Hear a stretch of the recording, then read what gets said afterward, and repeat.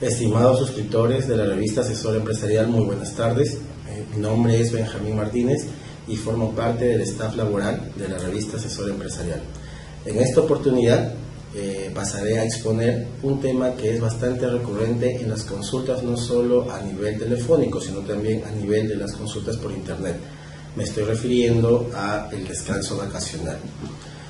Básicamente me voy a referir a los temas de la remuneración computable y del periodo computable. Obviamente datos muy importantes y necesarios para efectuar el cálculo no solo del monto a pagar, sino también del descanso físico que todo trabajador debe gozar.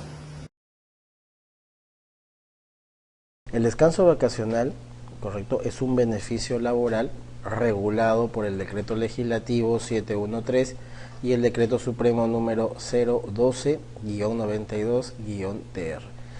Estas dos normas son las que establecen el marco legislativo, ¿no?, aplicable para el descanso físico en general, ¿no? Obviamente existen otras normas particulares propias de regímenes laborales particulares en los cuales se establece formas distintas de calcular básicamente la remuneración vacacional, más no el descanso físico, que en la mayoría de los casos son de 30 días. A ver, empecemos. Como primer punto, ¿no?, y bueno, como siempre digo en todas las exposiciones a las cuales asisto, para el cálculo de cualquier beneficio laboral se deben contar con dos elementos indispensables, ¿no? El primero, que es la remuneración computable, y posteriormente el periodo computable. En este caso empezaremos con la remuneración computable. ¿Qué es lo que dice la norma? Bueno, en tu caso las dos normas, ¿no? Las dos normas señalan que para determinar la remuneración computable se considerarán todos los criterios previstos para el cálculo de la compensación por tiempo de servicios. Ustedes ya saben, correcto, que la CTS es el beneficio laboral por excelencia, porque es utilizado como base para el cálculo de cualquier otro beneficio, como en este caso el descanso vacacional, o como el caso, por ejemplo, de las gratificaciones, o inclusive para el cálculo de cualquier tipo de indemnización. Obviamente es de manera general, como todo en la vida tiene siempre sus excepciones, pero por lo pronto, si uno conoce esta norma, correcto, la norma que regula la CTS nos va a ayudar para también determinar el cálculo de la remuneración computable en el supuesto del descanso vacacional. Obviamente recordarán cuál es el artículo básico, el artículo parámetro, como yo le llamo, el artículo indispensable que uno debe tener en cuenta al momento de efectuar el cálculo no solo de la CTS, sino también de las vacaciones y cualquier otro beneficio laboral.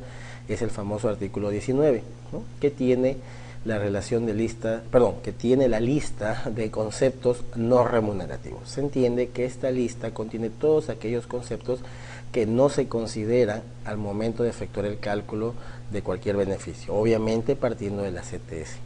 Por ejemplo, uno de esos conceptos, ¿no?, son las famosas bonificaciones extraordinarias, ¿no?, también las gratificaciones extraordinarias, las condiciones de trabajo, las utilidades, la canasta de Navidad, el valor del transporte, la asignación por educación, ¿no?, la alimentación proporcionada como condición de trabajo.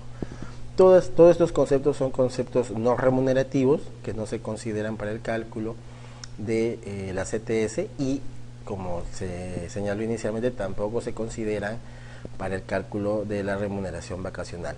Ergo, por lo tanto, todos aquellos conceptos que no se encuentran dentro de esa lista serán considerados para el cálculo de la remuneración vacacional. Por ejemplo, la remuneración básica, por ejemplo, la alimentación principal, otorgada bien en efectivo, en especie, por ejemplo, la asignación familiar, ¿no?, por ejemplo, las comisiones. Claro, después ya uno sabe cuál es el requisito que debe cumplir, pero por lo pronto también es un concepto remunerativo, correcto, entre otros conceptos, ¿no? Entonces no hay mayor diferencia. Sí, obviamente entiendo que recuerdan cuál es la forma de cálculo de la CTS, el cálculo de la remuneración vacacional va a ser muy sencillo, ¿no?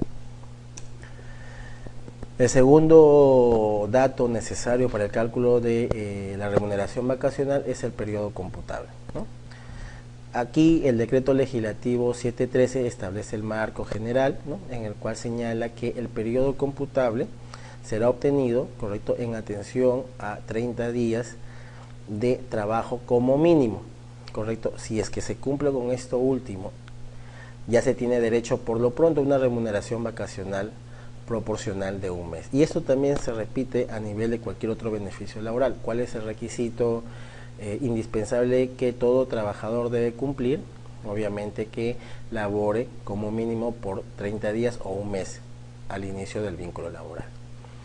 Ahora, la norma señala, ¿no?, que para efectos de obtener el derecho a los 30 días de vacaciones, entiéndase el régimen laboral general, ¿no?, en el caso obviamente de la micro o pequeña empresa será para efectos de obtener el derecho a los 15 días de vacaciones, se considera como días efectivos de trabajo lo siguiente: la jornada ordinaria mínima de 4 horas, correcto, la jornada cumplida en día de descanso, cualquiera que sea el número de horas laborado, las horas de sobretiempo en número de 4 o más en un día, las inasistencias por enfermedad común, por accidentes de trabajo o enfermedad profesional, en todos los casos siempre que no superen 60 días dentro de cada año de servicios, el descanso previo y posterior al parto, el permiso sindical, las faltas o inasistencias autorizadas por ley, convenio individual o colectivo o decisión del empleador, el periodo vacacional correspondiente al año anterior y los días de huelga, salvo que haya sido declarada improcedente o ilegal. Obviamente esta lista es bastante explicativa, es muy sencilla de recordar, ¿no? Obviamente como primer supuesto de periodo computable, la jornada ordinaria mínima de 4 horas. ¿Qué significa eso? Que obviamente aquellas personas que tienen un contrato a tiempo parcial no tendrían derecho al descanso vacacional, porque obviamente ellas laboran menos de 4 horas. Y esto es una precisión, ¿no?, entre paréntesis. No se confundan, un trabajador a tiempo parcial es aquel que labora menos de 4 horas diarias, no es que labore 4 horas diarias. Aquellos trabajadores que laboran 4 horas diarias ya laboran una jornada regular, ¿no? A veces algunas personas me dicen: señor, ya labora un horario normal. No se puede clasificar o calificar, perdón, de normal o anormal, sino simplemente una jornada regular o una jornada parcial. Eso es lo que, hablando apropiadamente, lo que corresponde, ¿no? Otro supuesto es la jornada cumplida en día de descanso, cualquiera que sea el número de horas laborado. Caso muy típico, ¿no? A veces laboran 2 horas un domingo cuando debe obviamente estar descansando. También se considera, la misma norma precisa que no importa el número de horas, si labora aunque sea 1 hora, correcto, será considerado para el cálculo de los beneficios, para el cálculo del descanso vacacional. Y esto porque es importante, más adelante lo vamos a ver, pero se considera como día de trabajo, ¿no? La jornada de sobretiempo de horas extras, bueno, el número de 4 horas, ¿no? Si labora 4 horas o más de horas extras en un día, esa porción también se considera como día día de trabajo para el cómputo del periodo computable. Las inasistencias por enfermedad común es algo muy sencillo, que siempre también lo preguntan, ¿no? Si por ejemplo un trabajador se accidenta jugando fulbito un fin de semana, obviamente su día de descanso, correcto, tendrá derecho a que esos días, ¿no?, que esté incapacitado, independientemente del origen, o sea, no es que deba haberse accidentado en la empresa, no tiene que haberse accidentado en el cumplimiento de su deber, no, simplemente pudo haber sufrido algún tipo de accidente, correcto, algún tipo de incapacidad, algún tipo de contingencia que lo inhabilita para trabajar. Esos días serán considerados como efectivamente laborados. Obviamente establece un límite que es hasta los 60 días. Por ejemplo, si el trabajador ingresó el 1 de enero del año 2015, ¿no?, y el día 28 de febrero se accidenta, asumiendo que el 28 sea sábado, obviamente, y el periodo de incapacidad que le diagnostica el médico profesional son 90 días, yo voy a considerar desde el 28 de febrero hasta el día 27 de marzo y desde el día 28 de marzo hasta el día 27 de abril como si hubiese estado en la empresa, por más que obviamente estuviera incapacitado, por más que no haya asistido. ¿Por qué? Por lo que señala esta norma. Ya a partir del día 61 hasta el día 90, de acuerdo a mi ejemplo, recién no se va a considerar para el cálculo. Aquí es sencillo porque obviamente todo va a depender de cuándo se cumple el año de vigencia del vínculo laboral. Si el trabajador ingresó, por ejemplo, el día 5 de marzo, ¿no?, del año 2015, desde el 5 de marzo del año 2015 hasta el 4 de marzo del año 2016, ese será el periodo en el cual yo debo computar los 60 días.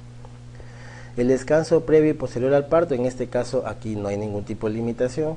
Obviamente los 90 días serán considerados para el cálculo del beneficio laboral del descanso vacacional.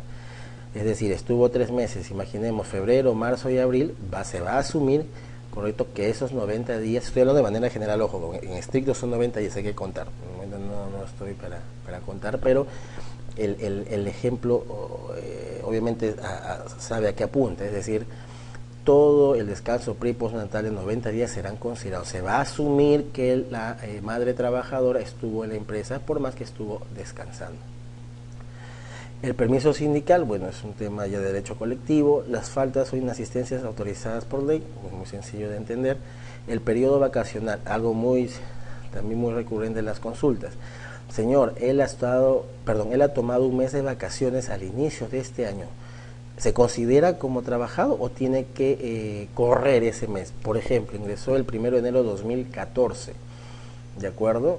Obviamente labora hasta el 31 de diciembre de 2014, sigue laborando el 1 de enero de 2015, ¿correcto? Y le dan vacaciones los 30 días de enero del 2015, ¿correcto? Y obviamente se reincorpora el 31 de enero y sigue laborando.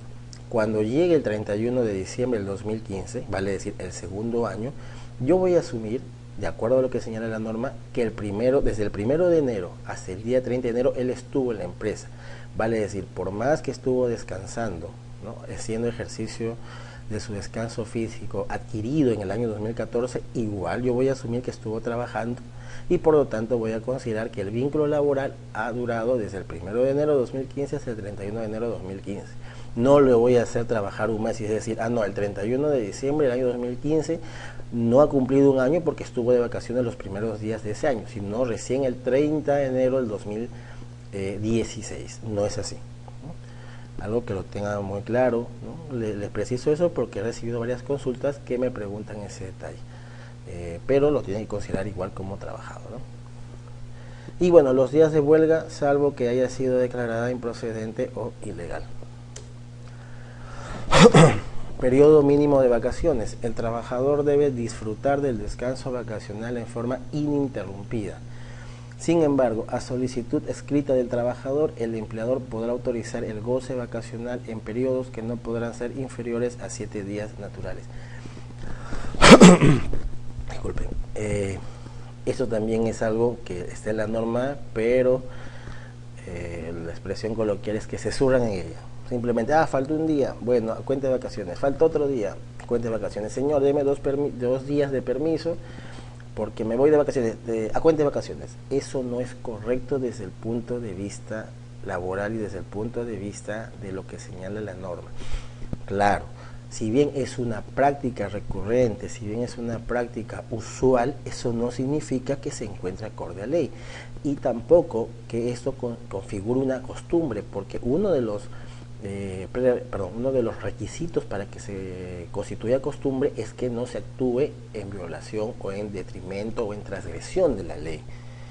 Entonces dicen, bueno, es una mala costumbre, pero al final es costumbre. No, obviamente eso no debe ser, ¿no? Por más que en otras empresas, correcto, o el típico señor, pero mi antigua empresa, o mi trabajador dice que su antigua empresa calculaban o computaban esos días. Pues bueno, con usted tendrá que cambiar porque usted obviamente se encuentra bajo la norma que establece que no procede ello.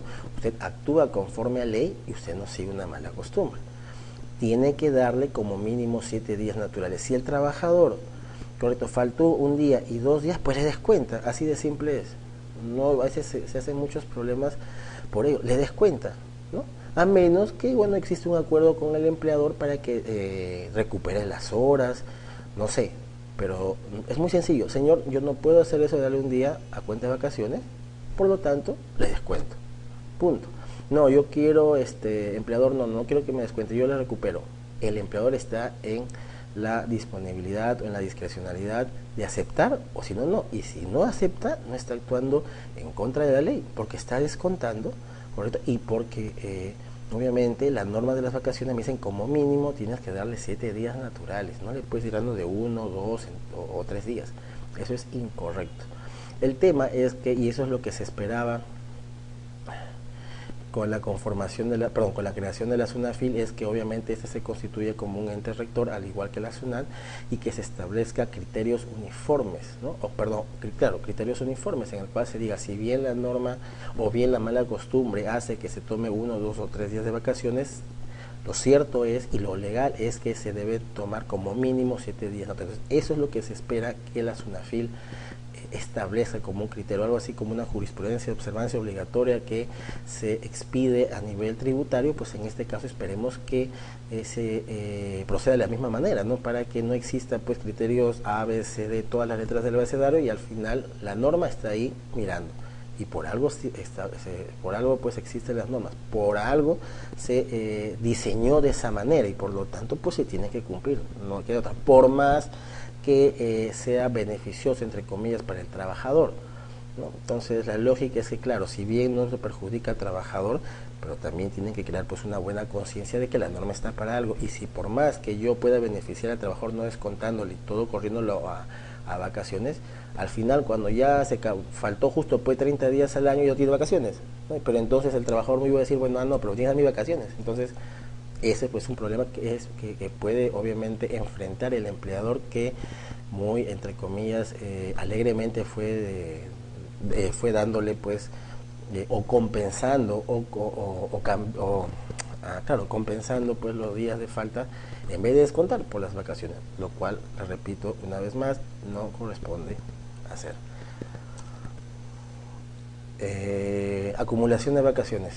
El trabajador puede convenir por escrito con su empleador en acumular hasta 2 descansos consecutivos, siempre que después de un año de servicios continuos disfrute por lo menos de un descanso de 7 días naturales. Esto es una posibilidad, correcto, que obviamente no salga una vez cumplido el año, sino una vez cumplido, correcto, 2 años, pero el tema es que esta acumulación se tiene que celebrar antes precisamente del transcurso de los 2 años. No es que ya tienen 2 años y se acuerda el empleador de darle vacaciones, pero como ya llegó el segundo año, dicen, bueno, y ya saben que tienen que pagar una indemnización por vacaciones no gozadas, para salvar eso celebran un contrato o un convenio y acumulan las vacaciones. Eso no es así, ¿correcto? Tiene que haber una celebración anterior una celebración previa, ¿correcto?, de un acuerdo para poder acumular 2 descansos consecutivos. Pero obviamente, por más que exista esa acumulación de 2 descansos consecutivos, el trabajador como mínimo tiene que haber descansado 7 días naturales. Esto último acorde a lo señalado previamente, correcto. Y aquí pueden ustedes advertir la naturaleza, y más que la naturaleza, lo importante o la importancia que tiene este beneficio laboral, que es el descansar. Total, al final somos seres humanos, no somos máquinas que obviamente trabajan y producen. Requerimos descansar. Por eso también es importante no estar dándole a cuenta de faltas esos días de vacaciones, porque obviamente tarde o temprano tenemos que descansar, y por lo tanto obviamente debemos hacer uso de esto. Compra de vacaciones. El descanso vacacional, correcto, puede reducirse de 30 a 15 días, con la respectiva compensación de 15 días de remuneración. El acuerdo de reducción debe constar por escrito. Claro, en este caso estamos haciendo referencia al régimen laboral general, ¿no?, en el cual se otorga 30 días calendarios, correcto, de descanso físico. Ahora, si estuviésemos, por ejemplo, en el régimen de la micro o pequeña empresa, el descanso se reduce a 15 días, ¿no? Ahora, de acuerdo a lo que estoy aquí precisando, es el descuento, la reducción, ¿no?, de 30 a 15 días. Si tuviésemos 15 días por estar en el régimen de la micro pequeña empresa, se reduce a 7 días. Eso que normal lo señala el Decreto Supremo número 013-2013-Produce. Decreto Supremo número 013-2013-Produce, correcto, en el caso de la micro o pequeña empresa. Este acuerdo de reducción o la famosa compraventa de vacaciones debe constar por escrito, ¿no? Entonces, eso de hacerlo de manera verbal no corre, como se dice, tiene que hacerlo por documento, por escrito, por un físico.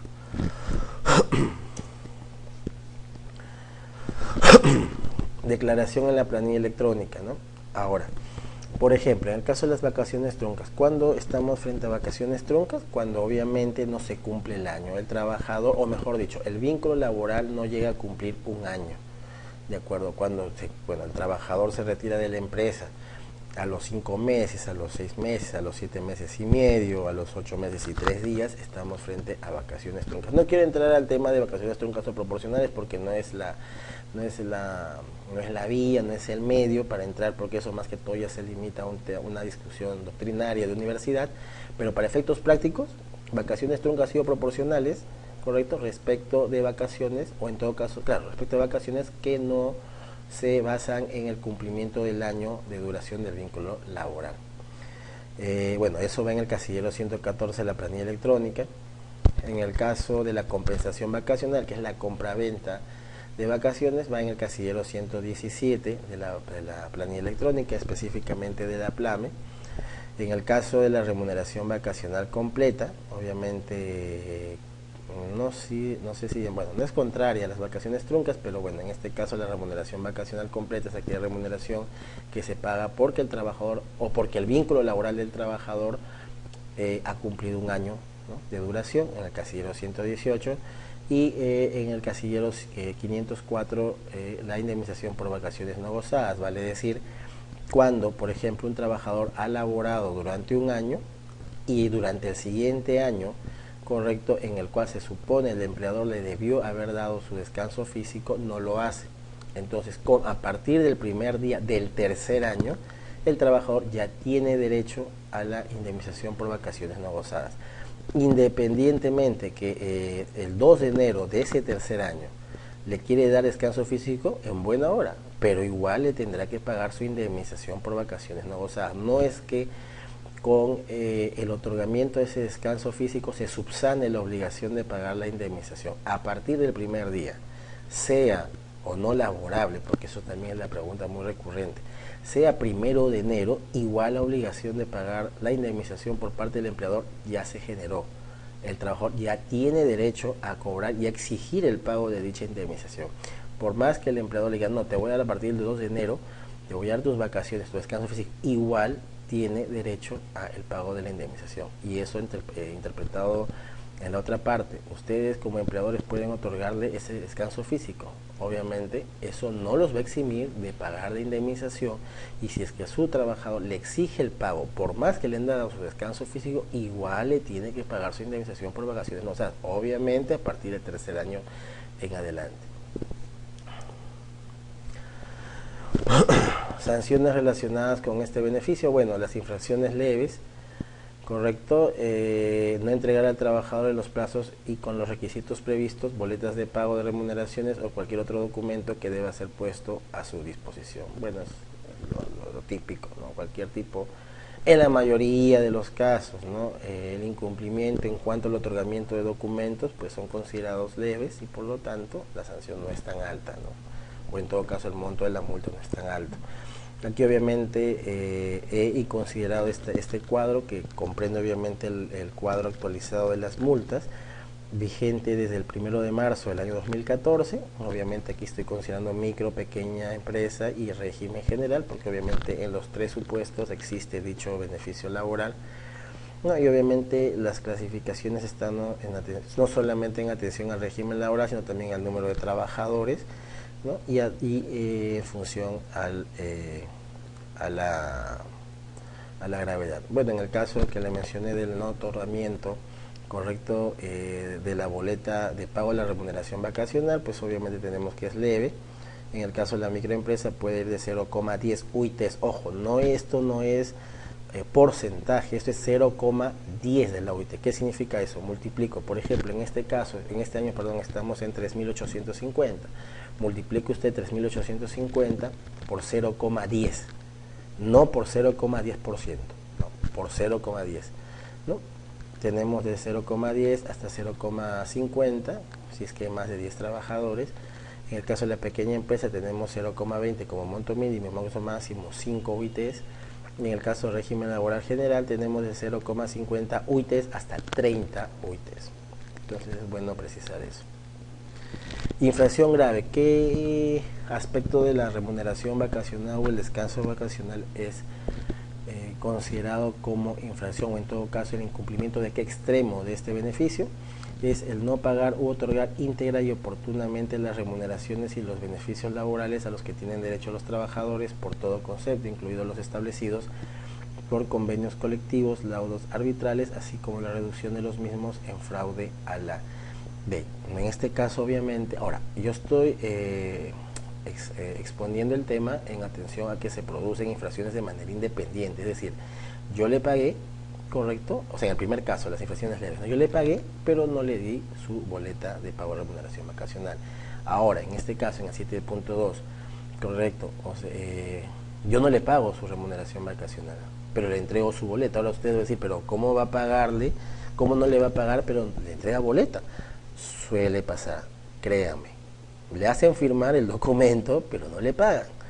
Entonces, en ese caso, obviamente, no existe una comisión de infracción leve porque le estoy otorgando el documento.